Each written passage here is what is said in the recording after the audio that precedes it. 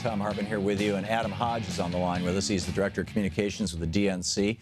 Democrats.org and HillaryClinton.com are the websites. You can tweet him at Hodge, H-O-D-G-E. Hey, Adam, welcome. Hey, Tom, thanks for having me on. Great to have you back. So Donald Trump is doubling down on Ms. Machado, as I recall, is saying he saved her job. Do I have that right? Unbelievably, you do have that right. It's pretty remarkable. You think about where we were on Monday night. Hillary Clinton offered a pretty stark and pretty clear vision for where she wants to take the country. And Donald Trump was lying. He told one lie every 35 seconds. But when faced with his own past, he kind of fumbled around and didn't know where to go, asking Hillary Clinton where she found that information. And then, incredibly, the next morning, he doubled down and said that, yes, she ate like a truck. So it is just revealing into who Donald Trump really is. Yeah. He can hide. He can try to get any of the spin masters on his campaign to try and cover up his image when he's reading from a prompter and he's scripted. But faced with answering by himself, you clearly saw that he just can't help himself. Yeah, I think you're absolutely right, and that may well be his Achilles heel, particularly given that half the electorate is female. His misogyny and really, a worldview that reflects his age in some ways. But I think it goes way beyond that. I think this is a badly wounded or screwed up guy. It's just, Adam, a strategy question for you. Sure. The more going after Donald Trump is, essential. Okay, I mean, I do it every day.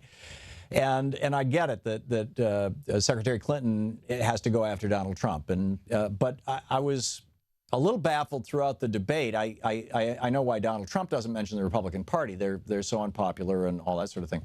But I didn't hear the Democratic Party mentioned. And there's a bunch of, I mean, if Hillary Clinton becomes president and doesn't have a Democratic Senate, she's going to have a real challenge, particularly when it comes to the Supreme Court nominees that she wants to put on. What's the state of this? Shouldn't there be more? I know Robert Reich has been, pounding on this.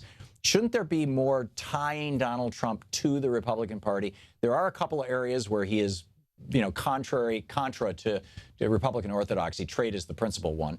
But setting that aside, the vast majority of his positions are Republican positions. He's going to put Republicans in office. He's going to put Republican appointees at the head of every agency in the federal government.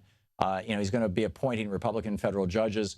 And this, the Republican Party's worldview, this is going to cause some serious damage to this country. Your thoughts? I think that's exactly right. But let's not forget, he, after flailing around trying to come up with a tax plan, fully embraced and endorsed Paul Ryan's plan for how he would structure my point and reshape the U.S. tax code. So he knows that is his only ticket to getting elected. He needs Republicans to come home and surround and support his campaign. And so he'll tell them whatever he thinks that they want to hear.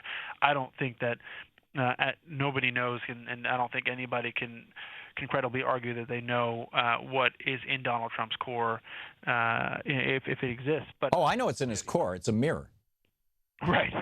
So what you've heard, he said that he's going to take his Supreme Court justice list from Mike Pence, make a nice shiny photocopy of it, and that's the names that he would put forward. Right. But I just want to be clear. I mean, you did hear Hillary Clinton on the debate stage on Monday night talk about her vision, talk about where she wants to take the country, talk about why we are stronger together.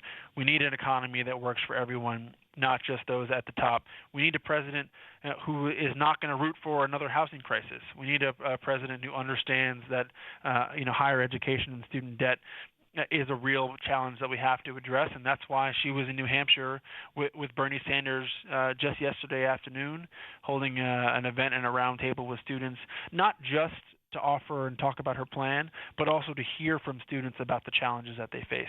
That is what you want in a president. You just look at even just to think back to what President Obama did, the event he had with Jake Tapper last night. That was a president, a real commander-in-chief, listening to the troops, engaging with them, having a real dialogue. Can you imagine Donald Trump in that same scenario?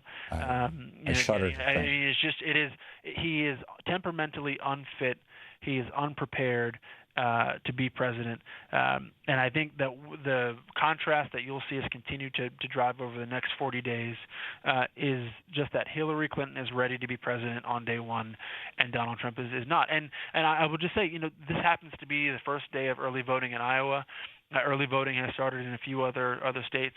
If any of your listeners are watched the debate last night and got frustrated and fed up with the one lie every 35 seconds from Donald Trump, we have a website, iwillvote.com, where you can go, you can check your registration status, see if you're registered, find your polling location, because the only way to take out your both your anxiety but also express your hopes and dreams for the future is to vote on Election Day. And if you live in a state where you can, to vote early. Yeah, I absolutely agree on all points.